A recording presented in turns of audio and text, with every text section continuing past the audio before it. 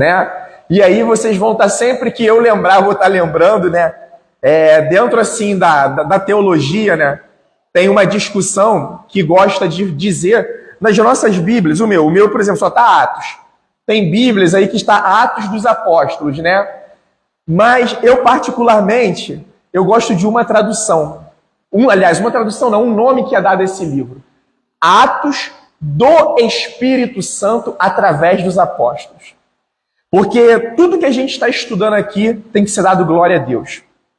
A igreja surgiu para a glória de Deus, a igreja surge no poder de Deus, a igreja surge na sabedoria de Deus, a igreja persevera no poder de Deus, a igreja rompe a história no poder de Deus, as portas do inferno não prevalecem contra a igreja no poder de Deus. Hoje nós estamos aqui, igrejas de Cristo, no poder de Deus. Então tudo é para dar glória a Deus. A gente viu aqui no domingo, né, o Roger finalizando a exposição do capítulo 5 de Atos, e a gente vê uma ajuda de um senhor, membro do Sinédrio, chamado Gamaliel, né? Os discípulos tinham sido presos pela segunda vez, tinham sido levados diante do Sinédrio. Dessa vez, os líderes religiosos de Israel estavam mais raivosos. Ali eles estavam talvez correndo risco, né, de morte realmente, como aconteceu com Jesus, mas se levanta um homem chamado Gamaliel e fala, não é melhor vocês esperarem? Já teve outros grupos aqui em Israel, né, dizendo que era em nome de Deus, enfim, esses grupos acabaram. Se esses daí também estão levantados de forma falsa, não se preocupe, eles vão acabar. Mas se eles realmente estão levantados em nome de Deus, cuidado, porque vocês podem ser pegos lutando contra o próprio Deus. Dá uma ajuda para o seu amigo? Bota no 2 aí para mim os ventiladores. Por gentileza, na velocidade 2. Aí você pode ser pego lutando contra o próprio Deus, né? E aí a gente pensa, poxa, Gamaliel, né, um homem bom. Na verdade, a gente nunca pode esquecer, tá? O que aconteceu aqui é a providência de Deus. Deus providenciou o escape deles.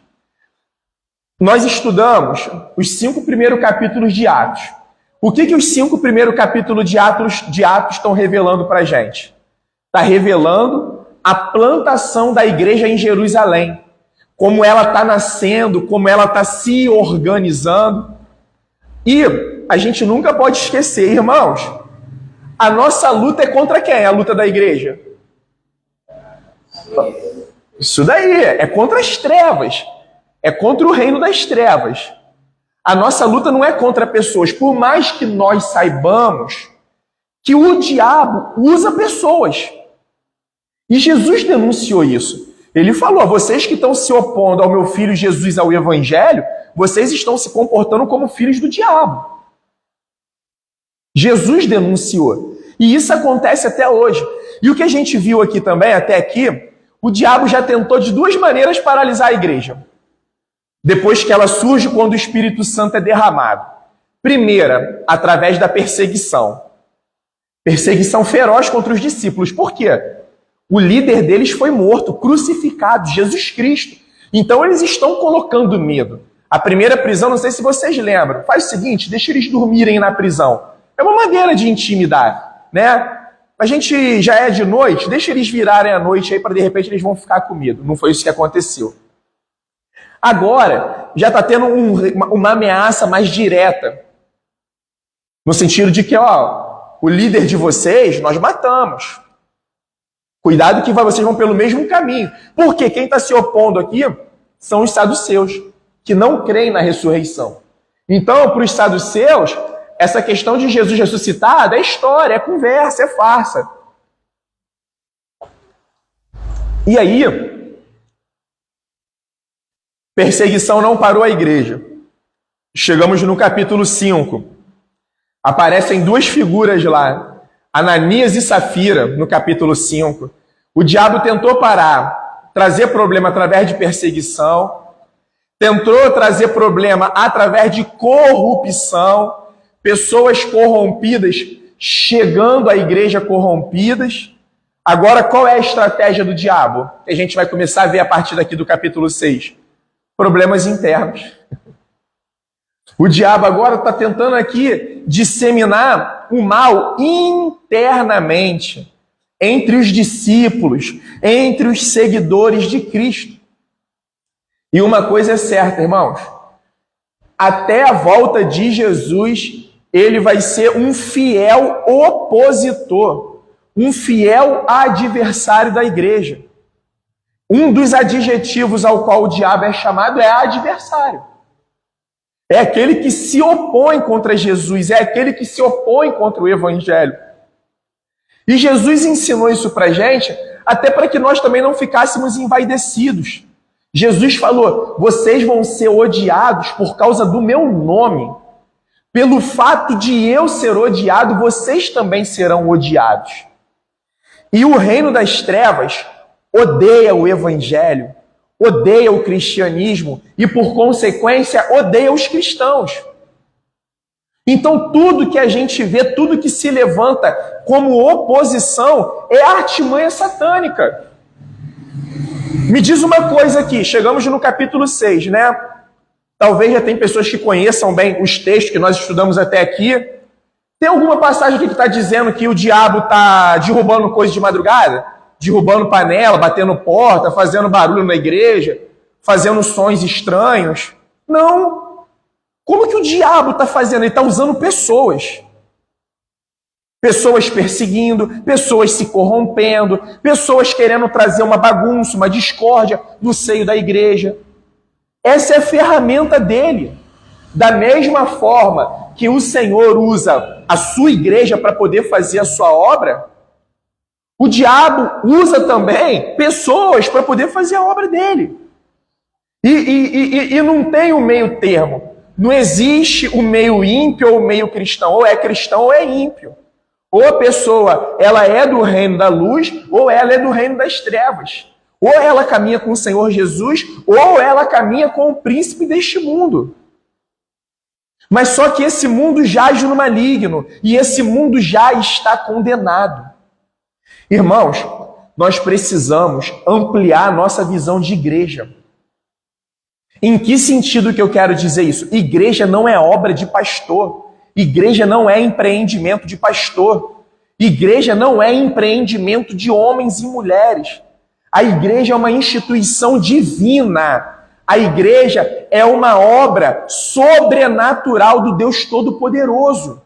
Então todos nós estamos intimados a nos envolver com a igreja.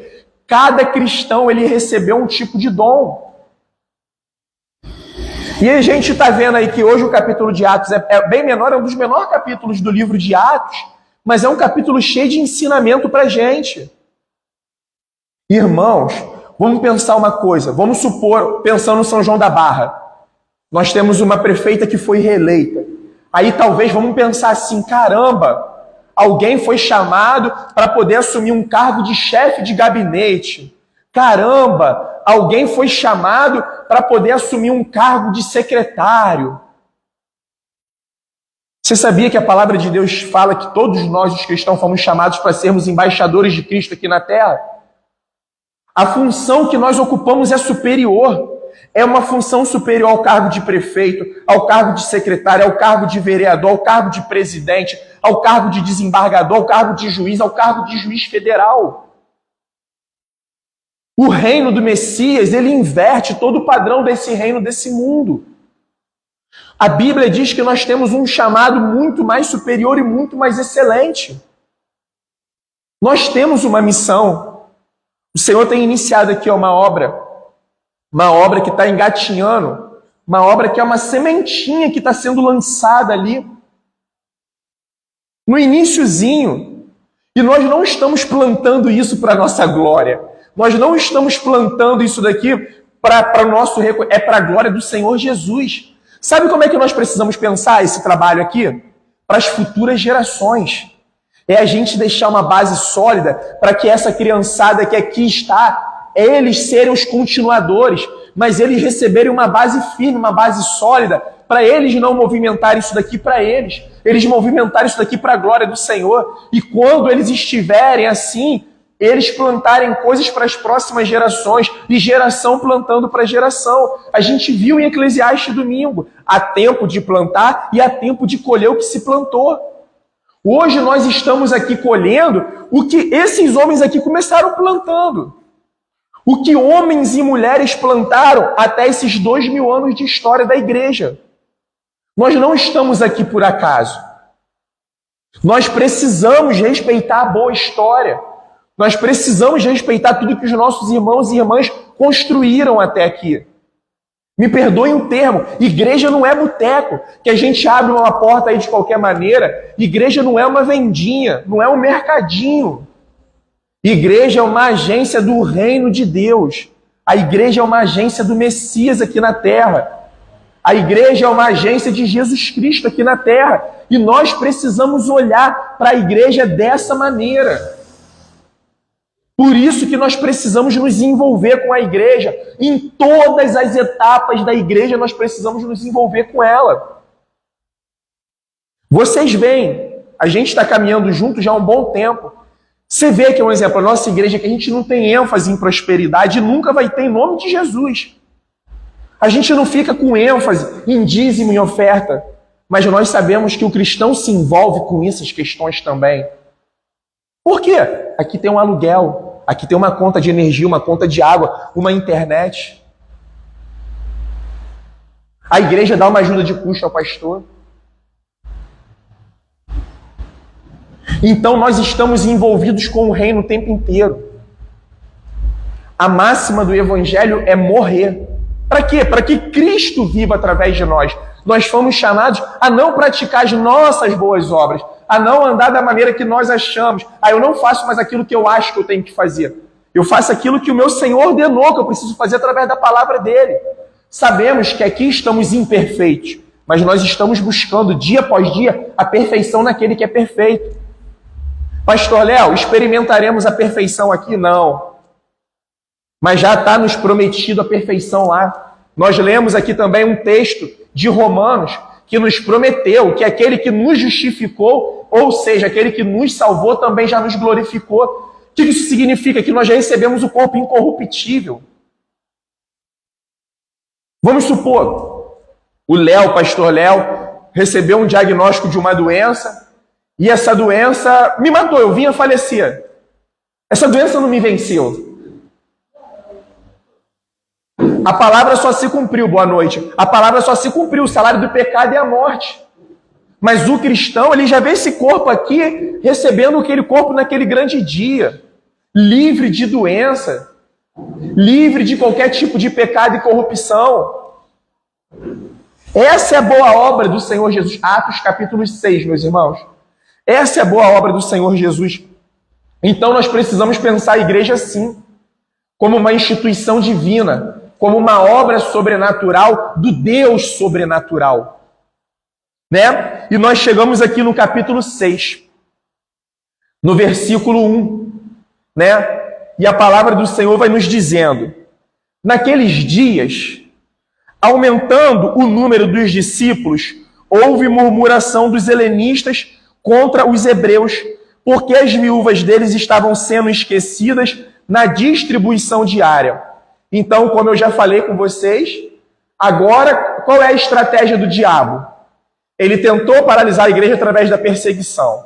Ele tentou trazer desordem na igreja através da corrupção de Ananias e Safira.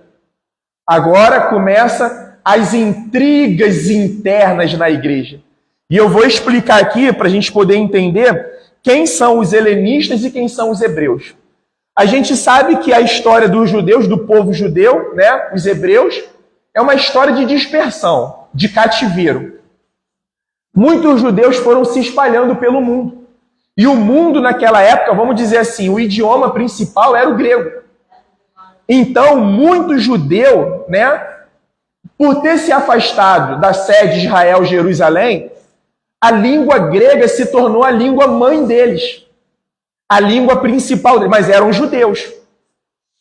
E os judeus ali de Israel, de Jerusalém, eles falavam aramaico, que era a língua que o Senhor Jesus falava. Eles falavam aramaico, que era a língua que o Senhor Jesus falava.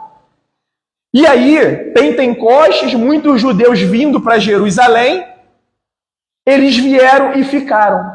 Após a descida do Espírito Santo, a conversão ao cristianismo.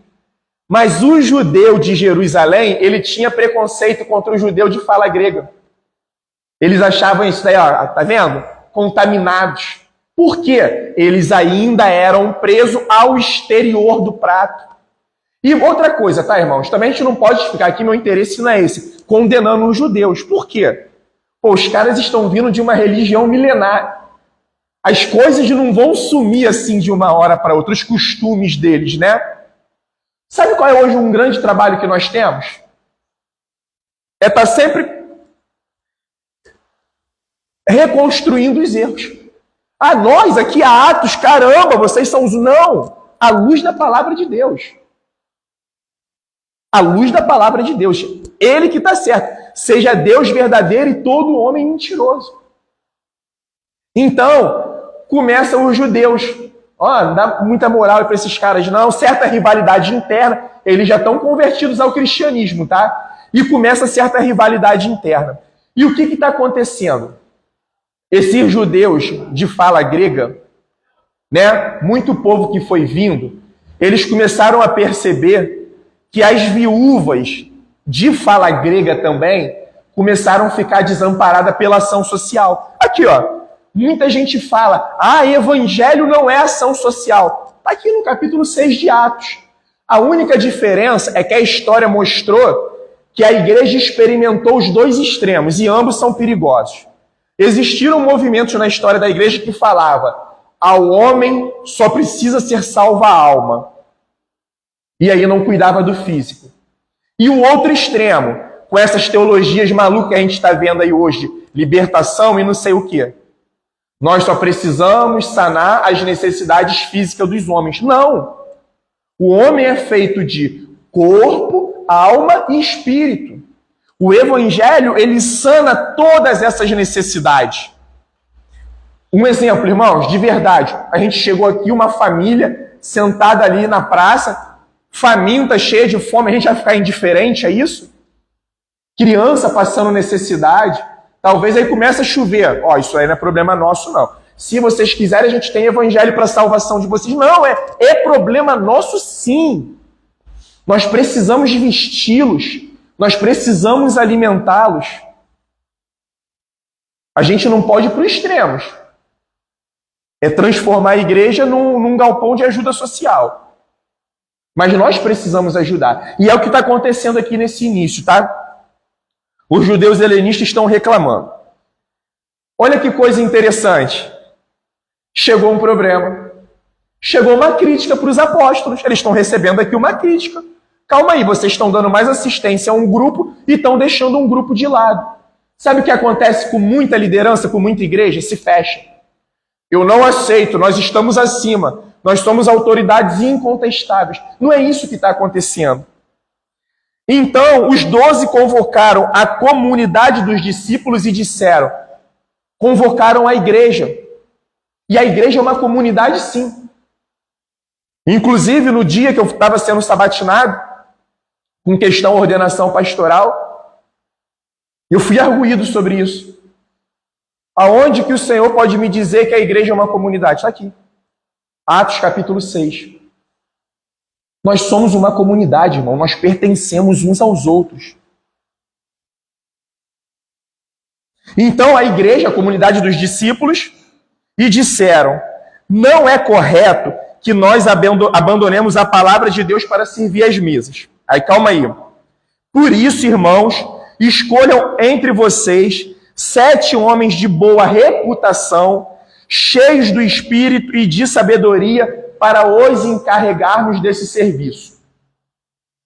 Aqui, eu gosto de entender que está surgindo o serviço do diaconato. Por mais que a palavra que aqui está sendo usada não é nesse sentido. Porque que a igreja está bem primitiva, sabe, irmãos?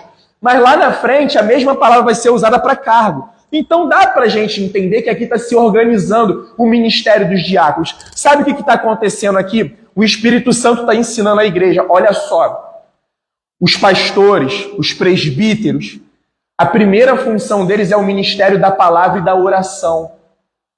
E eles estão ficando sobrecarregados com as outras funções da igreja. E o que o Espírito Santo está dizendo à igreja é o seguinte: a prioridade daqueles que foram chamados ao pastoreio, a prioridade deles é ministério de palavra e oração. E os diáconos, eles são chamados para poder fazer o quê? Servir as mesas. Mas em que sentido? Dar esse suporte àqueles que precisam. O diácono é aquele que vai estar olhando o corpo, a comunidade, e vai estar auxiliando a necessidade deles. Vai estar se envolvendo. Mas calma aí, diácono é aquele que carrega sacolão para lá e para cá? Diácono é aquele que abre a igreja, que apaga a igreja, que monta o som. Ajuda nisso, mas não apenas. A gente vai ver um diácono aqui chamado Estevão se envolvendo na evangelização, se envolvendo no ministério de cura, se envolvendo com a igreja de Cristo. Por quê? Olha a primeira característica: cheio do Espírito Santo. O homem que está cheio do Espírito Santo, o reino de Deus é prioridade. E um homem pode se esvaziar? Pode, tá? Isso é Bíblia. Um homem pode apagar? Pode. Quando que o Espírito é apagado? Quando nós começamos a sufocar a nossa alma e o nosso espírito com aquilo que não vem do Espírito Santo de Deus. A gente está rodeado de espíritos enganadores, irmãos. A qual espírito que nós estamos ouvindo? Ao Espírito Santo ou esses espíritos mentirosos que nos rodeiam? Que nos oprimem, que nos enganam, que mentem para a gente o tempo inteiro. Irmãos, eu estava conversando com o irmão Flávio aqui, e ele falou algo maravilhoso na nossa conversa ali no início, que nunca foi tempo de brincar, nunca foi. E agora muito menos, eis que é chegada a hora. Eis que você vê que se aproxima o dia. Então, outra coisa, tá? Existem duas diaconias, que significa serviço: a diaconia da palavra e a diaconia da mesa. E sabe o que a Bíblia nos ensina? Que não há superioridade de uma para a outra, não. A diferença é o chamado. Um foi chamado para uma coisa e o outro foi chamado para outra. Sabe o que acontece muito? Tem igreja que o corpo diaconal, ele acha que ele manda sozinho. Está errado. Por outro lado, tem igreja que acha que o líder está com um cajado de Jesus na mão e ele é o dono da igreja. Está errado. Você viu como é que esses homens sábios fizeram? Eles reuniram a igreja e falaram: escolha entre vocês 7 homens de boa reputação, cheios do espírito de sabedoria, para os encarregarmos desse serviço. Quanto a nós, nos consagraremos à oração e ao ministério da palavra. Sabe por quê, irmãos? O que faz a igreja avançar não é sacolão, não é cobertor. Isso as pessoas experimentam que nós estamos realmente transformados pelo Senhor. Por quê? O verdadeiro convertido, o que a mão direita faz, a esquerda nem sabe. A gente não faz isso para poder arrancar aplausos. A gente não faz isso para poder ficar postando nas nossas redes sociais que nós somos bonzinhos e ficar ganhando curtidas, ganhando likes. Nós fazemos isso porque nós estamos cheios do Espírito Santo. E quem está cheio do Espírito Santo, ele só quer a glória de Jesus. Ele só quer que Jesus seja reconhecido. Que só Jesus seja exaltado. Que o nome de Deus seja engrandecido. Por quê? Porque ele é o nome que está acima de todo nome. Né? E o que faz a igreja avançar, irmãos? É evangelho, oração e palavra. Sabe por quê? Se aquele que é ministro da palavra, se ele não tiver vida de oração, é só uma explicação, é só uma explanação, é só uma palestra e acabou. Mas nós somos chamados, a igreja ela é chamada a orar. O parecer agradou a todos. Por quê? Por que agradou a todos? Porque eles são homens cheios do Espírito, buscaram a sabedoria do Senhor. Foi feito tudo ali em comum acordo. Não foi feito um só dando ordens. Irmãos, a plantação de uma igreja é cheia de desafios, mas ela é cheia de oportunidades. Sabe para quê? Para nós começarmos da maneira correta, E qual é a maneira correta? Eu quero frisar isso direto. É a maneira da Atos? Não. É a maneira que assim diz o Senhor, através da sua palavra. Nós vimos, que até o capítulo 5 está tratando da plantação da igreja em Jerusalém. O que está acontecendo agora? A igreja está expandindo. A igreja agora, daqui a pouco a gente vai ver sendo citado Samaria. E sabe o que vai acontecer? A igreja de Jerusalém vai ficar presa nela mesma, vai ficar trancada. Sabe quem vai se tornar a igreja missionária, se a gente pode dizer? É a igreja de Samaria. A gente está caminhando aqui para o Espírito Santo pegar Paulo, um pouco mais ali na frente. Domingo, no capítulo 7, a gente vai ver que Estevão está sendo morto da mesma maneira que mataram Jesus. Trama, perseguição mentirosa. O parecer agradou a todos. Então eles elegeram Estevão, homem cheio de fé e do Espírito Santo, Filipe, Prócoro, Nicanor, Timão, Pármenas e Nicolau, prosélito de Antioquia. Está começando a perceber como é que agora o evangelho já está envolvendo pessoas de mais cidades ao redor? O evangelho está indo. E essa é a nossa função, irmãos. Nós vimos aqui no início, a gente não está lutando contra denominações, contra outras igrejas. Nós estamos aqui para poder cumprir a missão que o Senhor nos confiou. Agora, quem o Espírito Santo vai atingindo, e essa obra aqui não é obra dos discípulos, não. É obra do Espírito Santo. A gente precisa sempre guardar isso. E o Espírito Santo é Deus. Amém, irmãos? Amém? Não podemos esquecer isso, tá? O Espírito Santo é uma das pessoas de Deus. É uma das pessoas da Trindade. Apresentaram estes homens aos apóstolos, que orando lhes impuseram as mãos. Então a gente está vendo que, através da imposição de mãos, por quê? Isso é algo que vem... Não sei se vocês vão lembrar. Josué, quando foi chamado para poder suceder Moisés, né? Ia acabar o tempo de Moisés, como líder do povo de Israel, foi levantado Josué, por imposição de mãos, né? É o que a gente está pedindo a Deus que nós experimentemos aqui no próximo dia 22 de dezembro, quando a gente vai estar fazendo essa imposição de mão, ordenando, né, aqueles que estão sendo separados para a obra do Senhor, para a continuidade da obra do Senhor. Versículo 7. A palavra de Deus crescia e em Jerusalém o número dos discípulos aumentava. Por que a palavra está crescendo? Opa! Vamos pegar os pastores aí da igreja, os apóstolos, e vamos deixar eles dedicados à oração e palavra. Então o evangelho está sendo pregado e o Senhor está atraindo pessoas. Só quero também chamar a atenção para vocês de um detalhe. O livro de Atos é um livro histórico. A gente não pode ler o livro de Atos e ficar achando que vai acontecer tudo igualzinho por dia de hoje. Pode acontecer, irmãos. Vocês acreditam que o Espírito Santo possa converter 3.000 pessoas de uma vez só? Eu creio. Até mais, até 20.000. Por quê? O poder de Deus não está limitado ao homem. Se o homem chegar entre 20.000 pessoas, ele falou que as pedras clamariam. Se o homem chegar e ficar mudo, não vou anunciar Jesus. As pedras vão clamar, vai anunciar e 20.000 se converterão. Sabe uma coisa que nós precisamos fazer enquanto Igreja de Jesus? Boa noite, pai, meu irmão. Sabe qual é? Não sei se vocês têm feito isso, tá? De verdade, tá? Se deleitar na obra do Espírito. Parar e só analisar. Caramba. Olha como é que as coisas acontecem. E não estou dizendo só com relação a esse trabalho aqui, não. Eu estou dizendo com relação a toda a nossa vida de conversão. Caraca, olha o que o Espírito fez na minha vida. Caramba, olha como ele me transformou. Aí a gente olha para a vida do outro, caraca, olha a obra do Espírito Santo na vida de Mateus. Olha o que o Espírito Santo está fazendo na vida de fulano e na família de fulano.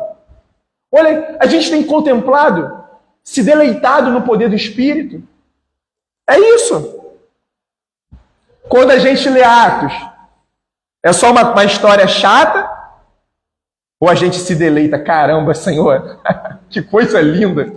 Meu Deus, o Senhor desceu em Israel, se encarnou, o teu Espírito Santo desceu, a oposição está vindo, o diabo está vindo, usando os filhos dele para perseguir, para trazer corrupção, agora para trazer intriga no seio da igreja, e o teu Santo Espírito está conduzindo os homens que estão cheios dele. E a igreja está indo, avançando. Nós precisamos nos deleitar, irmãos.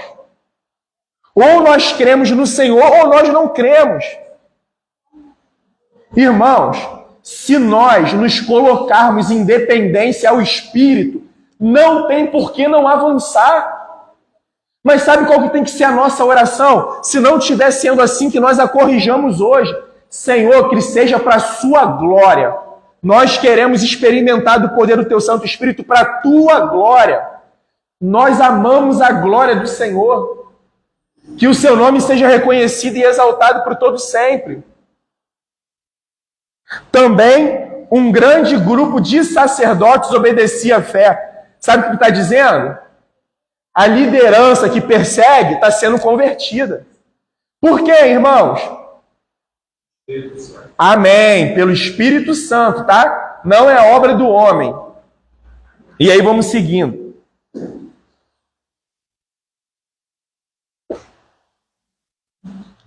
Estevão, cheio de graça e poder, fazia prodígios e grandes sinais entre o povo. Sabe por que a primeira referência está cheio de graça e poder? Sabe o que significa? A obra completa de Deus através do Espírito Santo na vida dele. Graça vem do homem para o homem? Poder vem do homem para o homem? Não, aqui é Deus. O que significa? Ele está cheio de graça e poder. Ele não está cheio dele mesmo. Ele não está cheio de técnicas do homem. Ele não está cheio de persuasão do homem. Ele não está cheio de si mesmo, da sua própria capacidade. Ele não está cheio de uma reunião ao qual a gente se reúne aqui. Mateus, como que você acha que a gente pode fazer isso? Léo, como é que você acha que a gente pode... Gilberto, Marlene, Hillary, Rosinha, como que a gente pode fazer isso? Ó, para atrair as pessoas, nós fazemos isso, nós fazemos daquela maneira, nós precisamos fazer assim, assado. Não. Esses homens estão cheios do Espírito Santo. O Espírito Santo não precisa de ajuda, de artimanha do homem para ele poder realizar a sua obra. Pelo contrário, quando nós fazemos isso, nós ficamos cheios de si mesmo. Nós achamos que nós somos capazes de trocar a igreja de Cristo como se ela fosse um empreendimento, como se ela fosse um armazém, como se ela fosse um negócio aqui dessa terra. A igreja é negócio de Deus. Perdoe-me, não é negócio. A igreja é uma instituição divina. Deus não vem fazer negócio. Deus, ele vem salvar pecadores arrependidos para a glória do seu nome.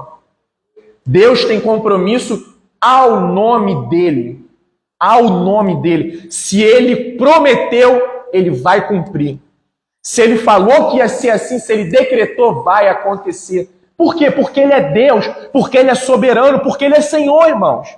E louvado seja ele. Nós estamos aqui fruto disso daqui. E aí a Bíblia diz, pelo fato dele estar cheio de Deus, ele fazia prodígios e grandes sinais entre o povo. Então alguns que eram da sinagoga chamaram dos libertos. Quem eram os libertos? Os romanos, quando chegaram em Israel, eles aprisionaram muitos judeus. Mas depois eles soltaram. Através do imperador Popeu, depois disso eles soltaram. Então são esses os libertos. Dos sirineus, dos alexandrinos e dos da Cilícia e da província da Ásia, se levantaram e discutiam com Estevão. O que está acontecendo aqui agora? Judeus novamente, se levantando contra Estevão.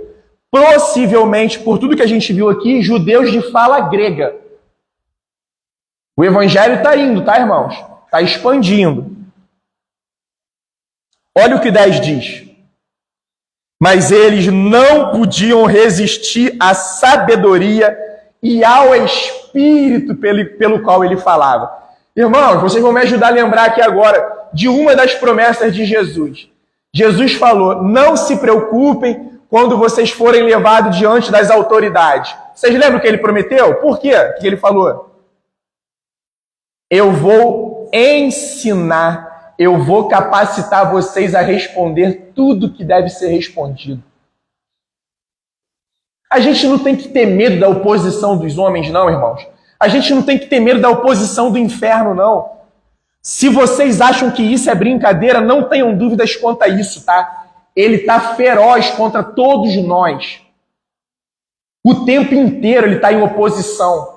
Como? Criando distração. O que ele está trazendo aqui para a igreja? Distração. Através de perseguição, através de intriguinha, através de corrupção, de grana, de grana. Ananias e Safira chegaram aqui com questões financeiras. Eles não tinham obrigação nenhuma de mentir ao Espírito Santo. O terreno era deles. Um exemplo, Rafael quis vender o carro dele. Aí Rafael recebeu, vamos supor, um exemplo, 30 mil pelo carro. Se Rafael quiser dar assim, 500 reais, dá. Mas não adianta dar 500 reais e sair espalhando aí. Dei uns 30 mil para a igreja. Foi isso que aconteceu. Foi isso que Pedro falou. Rapaz, por que vocês estão mentindo? Ninguém obrigou vocês a nada. Vocês viram Barnabé fazendo de boa, livre e espontânea vontade, e vocês quiseram copiar Barnabé, mas vocês estão querendo trazer corrupção para dentro da igreja. É claro que corrupção entrou na igreja, mentira entrou, irmão. Imagina se todo encontro o Senhor matasse os que mentem, os que se corrompem. Meu Deus. Acho que ninguém ia entrar, quase ninguém ia querer entrar nessa igreja. É o que está acontecendo. Irmãos, volto a dizer, vocês acham que o diabo vai ficar derrubando panela de madrugada, apertando o botão de controle remoto para ligar a TV, vai ficar fazendo barulho em escada? O diabo, ele traz distração para a gente. O diabo traz prazeres desse mundo, que são o quê? Sexo, dinheiro, álcool, droga e diversos outros tipos de prazeres. Mas só que o cristão ele precisa estar alerta. O cristão precisa lembrar que ele tem uma aliança com Deus. Essa aliança é superior a qualquer outra aliança. E não brinquem com o Senhor, hein, irmãos. Não brinquem com o Senhor, hein. Não escolham as partes bíblicas que vocês vão acreditar, hein. A Bíblia é categórica. Com Deus não se brinca. De Deus não se zomba. Não deixe as migalhas para o Senhor.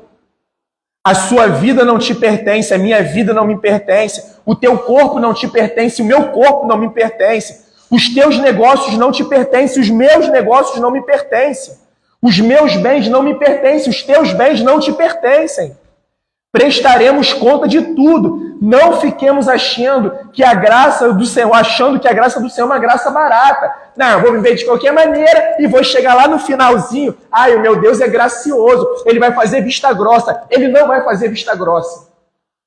Ele não vai fazer vista grossa.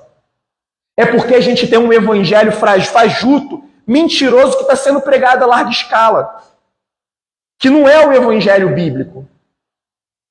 É um evangelho que não pode apertar não, senão as pessoas vão embora. Não fala a verdade não, porque as pessoas não gostam de verdade. Não fala sobre corrupção não, porque senão as pessoas não vão voltar. Não fala sobre adultério não, porque senão não vão voltar. Irmãos, a nossa aliança é com o Senhor. A nossa aliança é com o Senhor. Aquele que é o caminho, a verdade e a vida. O nosso Deus não é Deus de mentira.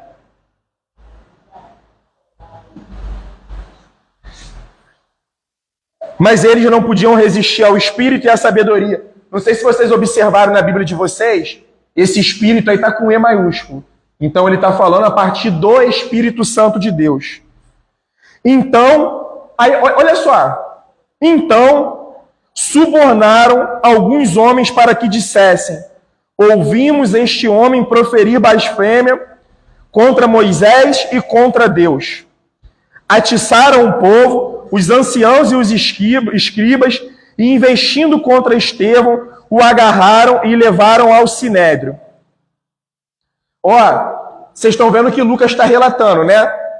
Que primeiro subornaram alguns homens para poder falarem mal de Estevão, aí agora estão armando todo o circo, todo o cenário contra Estevão. Aí agarraram ele e levaram ele para o Sinédrio. Mesma coisa que fizeram com Jesus. Aí estamos chegando no finalzinho. Olha o 13, olha o que Lucas faz questão de ressaltar aqui para a gente. Apresentaram testemunhas falsas que disseram: este homem não para de falar contra o lugar santo e contra a lei. Nós o ouvimos dizer que esse Jesus, o Nazareno, destruirá este lugar e mudará os costumes que Moisés nos deu. Por quê? Tanto o templo quanto a lei apontam para Jesus. E o fato de Estevão dizer que a lei e os profetas, que a lei e o templo apontam para Jesus, isso não é uma forma de desmerecer a lei e o templo. Pelo contrário, é uma forma de engrandecer. Porque ele diz o seguinte: Jesus, ele é o cumprimento da lei. Ele não veio abolir a lei, ele veio cumprir a lei. E como que ele cumpriu a lei? Está aqui atrás, ó. Entregando a sua vida para que nós hoje tivéssemos vida. E vida eterna. E de que maneira que ele falou do templo? Porque o templo lá em Israel, ele significava o quê? O local da presença de Deus e de encontro de Deus com o povo. E Jesus falou sobre destruir esse templo em 3 dias ser reerguido, ele falava dele. Porque Jesus é o local de encontro com a presença de Deus. Hoje nós não precisamos mais de uma estrutura física. Hoje nós temos por quê? Porque nós precisamos, é conveniente. Mas tem países que não pode ter isso. Os nossos irmãos têm que se reunir em floresta, um exemplo. Tem que se reunir em caverna. Eles deixam de ser igreja por isso? Não. Por quê? Se eles estão ali em nome de Jesus, eles são a igreja. Mas Jesus, além de falar disso, que ele era o novo local de encontro com Deus, ele também profetizou sobre a destruição do templo de Jerusalém, que aconteceu no ano 70, através dos romanos. E aí estamos caminhando para finalizar esse capítulo de hoje. Versículo 15. Todos os que estavam sentados no sinédrio, fitando os olhos em Estevão, viram o seu rosto como se fosse rosto de anjo. Vocês lembram quando Moisés subiu o Monte Sinai e recebeu a lei? Quando ele desceu, como que estava o seu rosto? Quem lembra? Resplandecente, brilhando. Jesus, no momento da transfiguração, como que estava o rosto dele? Brilhando. Por que não aqui talvez nós imaginarmos? Os homens se levantaram contra Estevão, dizendo que ele estava contra Moisés. E o rosto de Estevão está como que de um anjo.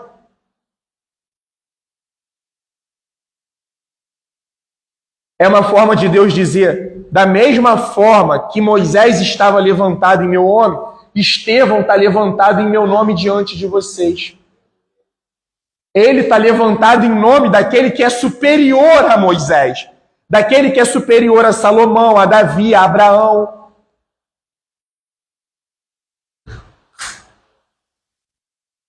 Irmãos, Estevão morre no capítulo seguinte. A igreja paralisou?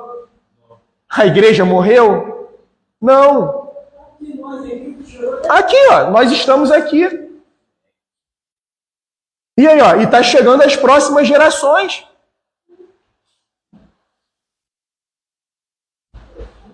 E está chegando. Qual é a nossa missão aqui agora? Qual é o nosso maior compromisso? Qual é o nosso maior privilégio? Que legado que nós deixaremos para as próximas gerações? Uma poupança cheia? Ou o Espírito Santo? Ou o Evangelho? Ou a agência, a Igreja de Cristo? Os nossos filhos? O que vai resolver o problema deles? Dinheiro? Dinheiro? Uma casa para cada filho vai resolver o problema deles?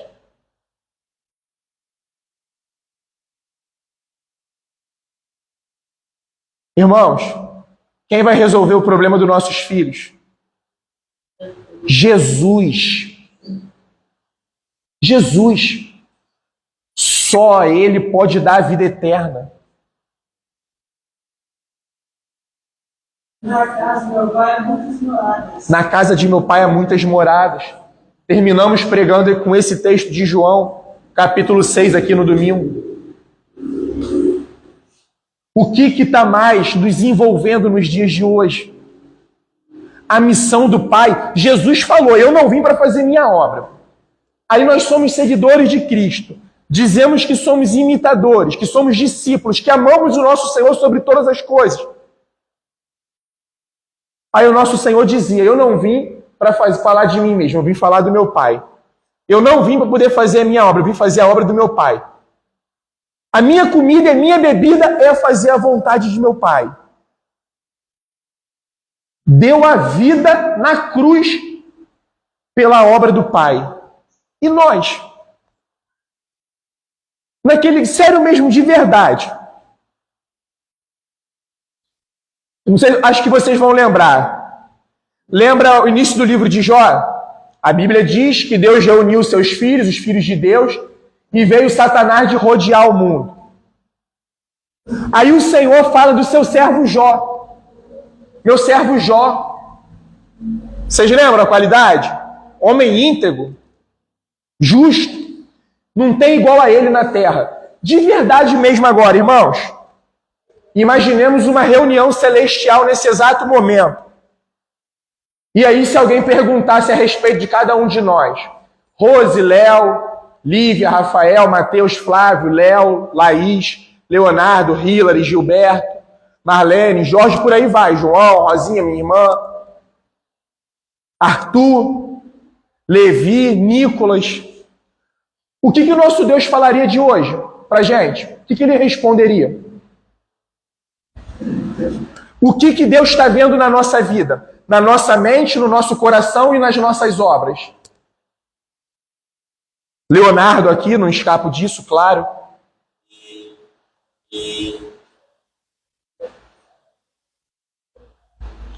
Morremos hoje, chegamos diante do Senhor.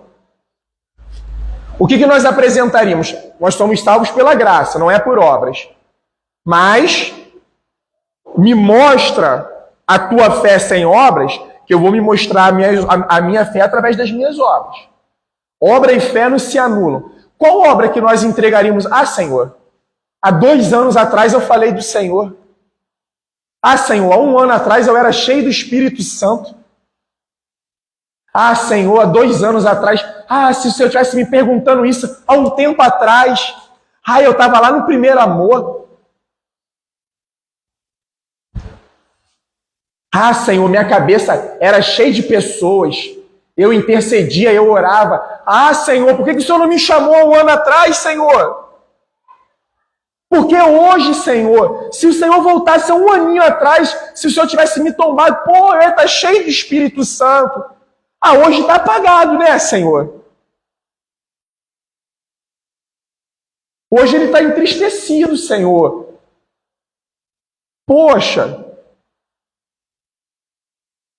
Quem é que está vivo, levanta a mão, irmão. Sério mesmo, quem é que está respirando? Quem é que está com saúde? Quem é que ama o Senhor? Sabe qual é a grande bênção do Evangelho, as boas novas? Sabe que Jesus vindo aqui agora, a gente se arrependendo diante dele, ele fala que ele não vai ficar olhando essas coisas que passaram. Ele vai olhar de hoje. Que dia é hoje? Dia 5, não é isso? 5 de novembro de 2024. Ele vai olhar daqui para frente. O compromisso bíblico é esse. O que nós vamos ser de hoje para frente?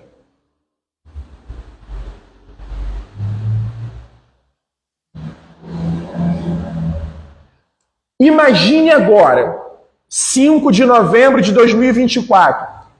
Vamos supor que o Senhor vai cobrar a nossa vida dia 5 de novembro de 2025, daqui a 1 ano. Olha como é que pode ser tudo diferente. Ah, meu servo Léo, meu servo Gilberto, homem justo, íntegro, andou fiel com meu filho, pagou o preço, Homem cheio do Espírito Santo, cheio de sabedoria. Ah, Marlene e Rosinha, mulheres de Deus, cheias do meu Espírito. A Rose e Lívia, cheias também. Foram fiéis, me amaram sobre todas as coisas, amaram o próximo de verdade. Abandonaram tudo que tinha que abandonar sem olhar para trás. Recomeçaram, reorientaram. A partir daquele dia, ó, eles tudinho lá, que estavam naquela reunião, ou que estavam assistindo, ou que assistiram depois, a partir daquele dia, se dedicaram mesmo, se lançaram.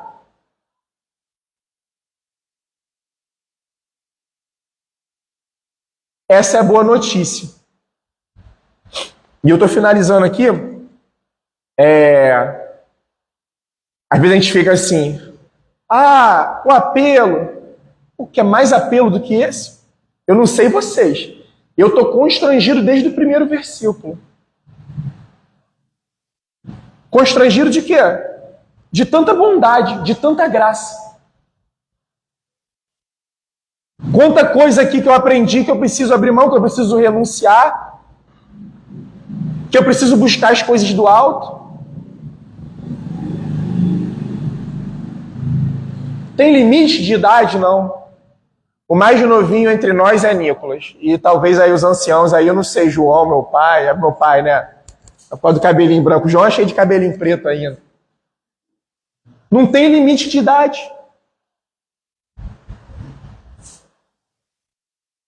Lembra na descida do Espírito Santo, profecia de Joel? Os velhos ou os anciãos terão sonhos, visões aos mais jovens. Sabe o que significa sonho para o mais velho? Porque a sociedade tem aquele negócio, né? Tá chegando no final da idade, o lugar de velho é em cama, é descansando, é em cima de uma boia, só curtindo, água de coco. Nada disso, irmãos. No reino de Deus, a missão dos anciãos é sonhando com o evangelho para a glória de Deus. Amém, meus irmãos? Amém. Louvado seja o nome do Senhor. 23 anciões falaram.